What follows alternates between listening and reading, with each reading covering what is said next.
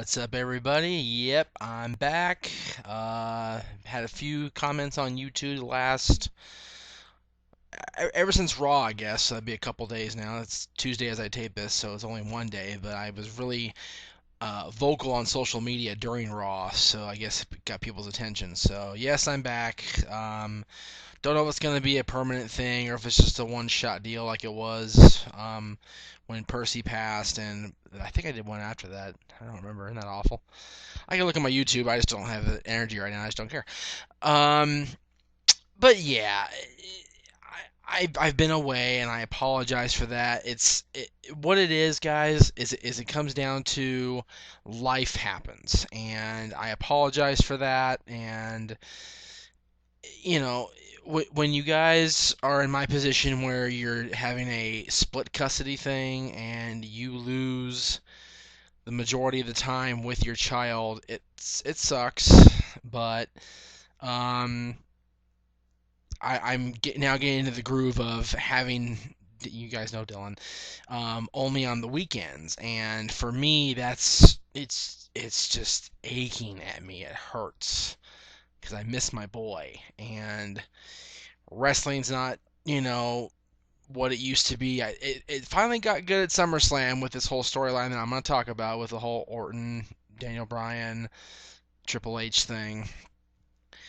And there's no hockey right now. We're still, as of this moment, 24 days away from the Vegas trip to Frozen Fury to see the Kings play the Rangers and the Avalanche.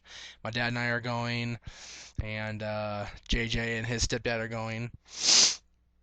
So that should be a fun trip. But what I'm getting at is there's no real anything going on right now, and you guys say, oh, go get a job, go, it's like, go do more shows, you have plenty of time now. It's like I get that, but for me, it's a matter of motivation to sit down in front of this camera, in front of this laptop, and talk to you guys and let you know what I'm feeling, what I'm thinking, and I really haven't felt that since the beginning of the year. And it has a lot to do with, I think, my grandmother passing back in February. I think that just deflated me, and I think, I don't know, maybe with the King season coming up, maybe with Cowboy football, if you're a local high school football fan. I used to go to Canyon. I'm a proud Cowboy going back to 1990 when I first started going to games when I was younger. I'm not going to say how old because then I'll make JJ feel bad. Um, but I have that coming up Friday, the first home game of the year. I'm hoping to take Dylan to the game. It's a matter of getting down there to pick him up at his mom's place and then bringing it back up here, and and then there a lot of things are changing, and I I think doing the shows brings a sense of normalcy back to my life. So maybe I'm just being very selfish, and maybe I just want to be back doing these shows. I don't know. Maybe it's just a matter of getting back into the groove of things. So we'll see how this show goes. We'll see what the reaction is, and I'll tell you right now, the reaction is going to be very indicative of whether I do shows in the future. Because the last time I did a show, I think I did one between Percy's passing and now, and the response was very lackluster at best. I didn't get a whole lot of response, so that's kind of, I was like, all right, they don't care anymore. And if you guys don't care, tell me. I'll stop. I don't really, it's not a huge thing for me. I just prefer to know that you guys aren't actually interested anymore. There's a big reason why the DT Studios hasn't done a lot of shows. There's just no real oomph there from their end or from my end on this channel. So you guys let me know where you stand with me, even after this show, even after I'm just pouring my heart out here pretty much. Okay. The WWE Championship situation. For those of you that don't know, first of all, I need to thank Aaron Rift and his wife Beth and their friend whose name escapes me at the moment, and I'm sorry for that, dude. I apologize. But you had the awesome replica of the new WWE Championship belt. So if you're watching or if Aaron's watching and you know the guy's name, let me know. I'll hit him back up.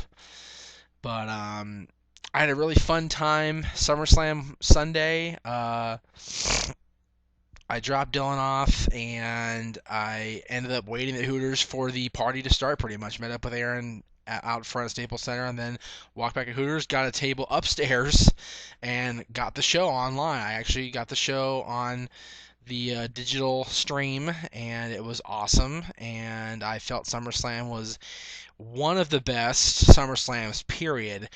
Definitely the best SummerSlam here in Los Angeles area. There's no question about that. This is the best SummerSlam they've done at Staples Center in the entire 5-year history of that event taking place here.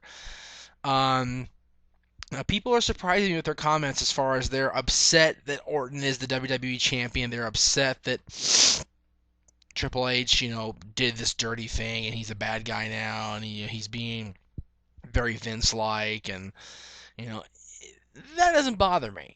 What bothers me, and I'm going to totally once again steal JJ's mojo here, and I apologize, Jay, but has it occurred to anybody else that 9 years worth of storyline has pretty much been shot down the toilet? Has it occurred to anybody else? I mean, you had SummerSlam 2004 with Randy Orton winning the World Heavyweight Championship from Chris Benoit. Yes, it did happen. And then Evolution the next night, turning on Orton. And pretty much from then up until SummerSlam this year, there's been a mutual dislike storyline-wise between Triple H and Randy Orton. And now, all of a sudden, Triple H, Mr. Corporate, Vince McMahon clone, sees that his real meal ticket, excuse me for the shaking there, I'm trying to move my leg. John Cena's out 4 to 6 months. And he has dubbed his hated enemy the face of the WWE. And he basically, in storyline terms, screwed Daniel Bryan out of the WWE Championship by pedigreeing him. Now, that I do have a little bit of a problem with, only because, Vince, for all his evil machinations and all his, evil thoughts and everything he did, he never purposely got physically involved unless it was absolutely necessary. And I think that, well, I guess it was absolutely necessary in Triple H's eyes because Brett Bryan was ready to go. He was ready to fight Orton at SummerSlam. Orton had the briefcase in hand. Bryan had the title belt in hand. He was ready. They were ready to go.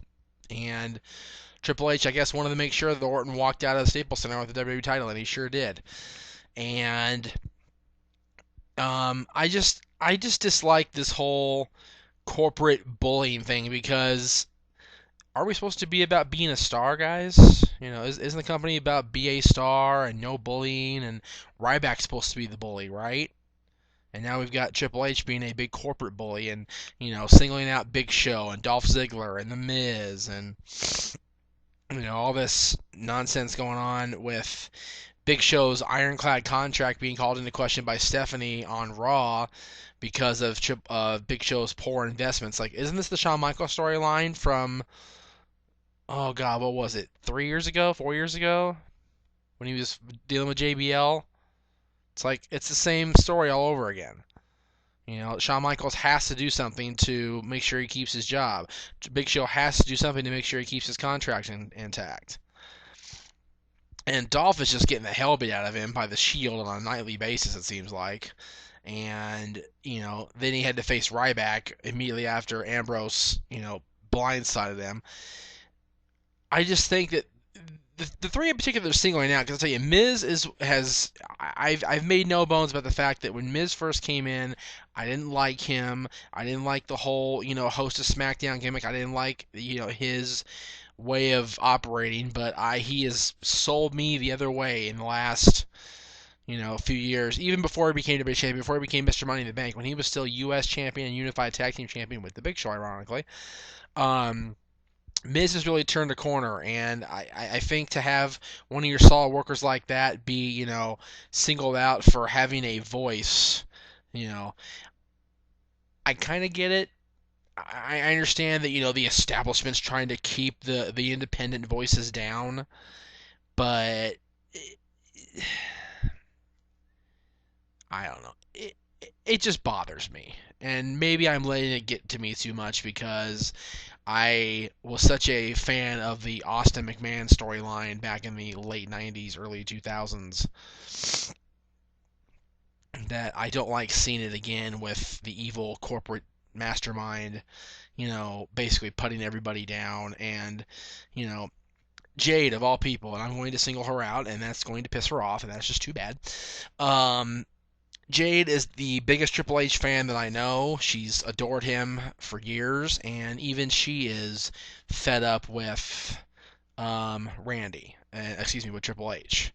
So for her to be fed up with him being this much of a heel is very indicative of where the fans are on Triple H because, you know, it's been established more than once in storyline in the last few weeks that Triple H is always the rebel with the leather jacket and the leather denim jacket that he came back with in 2002 and he always fought the power and now he is the power and it's like he didn't always fight the power guys. You forget him and Stephanie took over the company in late 99, early 2000 when Vince walked away for a while. So this is very much a McMahon Helmsley era all over again, except now Triple H has the backing of Vince McMahon and has the corporate power fully behind him, and the board of directors is right there with him, evidently, because we haven't heard anything from them yet. And he's got the GM Brad Maddox in his pocket, and Vicky, I haven't seen too much of Vicky on SmackDown as far as fighting the power of Triple H and the McMahons. But I'd be very surprised if we do, because Vicky has always been a worry about me first. So I highly doubt that. Sorry, I got a text. I highly doubt that Vicky would fight at this point. Okay, let me talk a little bit about something else in WWE that's been on my mind, and that is to be honest with you, it's going to piss you guys off, and I really don't care. That's going to piss you guys off. But it's about John Cena. And the fact that he came out there the Monday after SummerSlam, the night after SummerSlam, and basically, poured his heart out and said he was leaving, and they were still chanting, Cena sucks at him. It's like, guys, he went out there with an elbow out to here. Let's see. Out to here. And admitted that he should not have been wrestling the previous 2-3 weeks or whatever it was, but he got through SummerSlam. And they're still chanting Cena sucks. Like the wrestling fans, the sports entertainment, the WWE universe. There we go. That's the word I was looking for. Doesn't seem to understand how much John Cena gives to the company, and he proved that with fighting through a horrific injury the last 2 weeks of his time as WWE Champion before he relinquished it to Daniel Bryan. I just like to ask the fans of my show to lay off John Cena, I guess, and I guess that's a really hard thing to ask for many of you guys, but, it's just, I think it's just ridiculous that you guys just don't let him be. And maybe that's just selfishly being me because I'm a John Cena fan. I have been for a while. So, anyway, let John Cena alone! Okay. Haven't seen much of TNA, unfortunately. I'll probably get to see it this week, but I do like the fact that the old AJ Styles is back.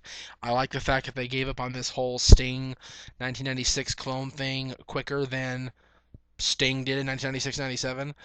Never really did go back to the old Sting, to be honest with you. He pretty much stayed, the Crow. He's been the Crow since. Just different shades of it, I guess you want to say.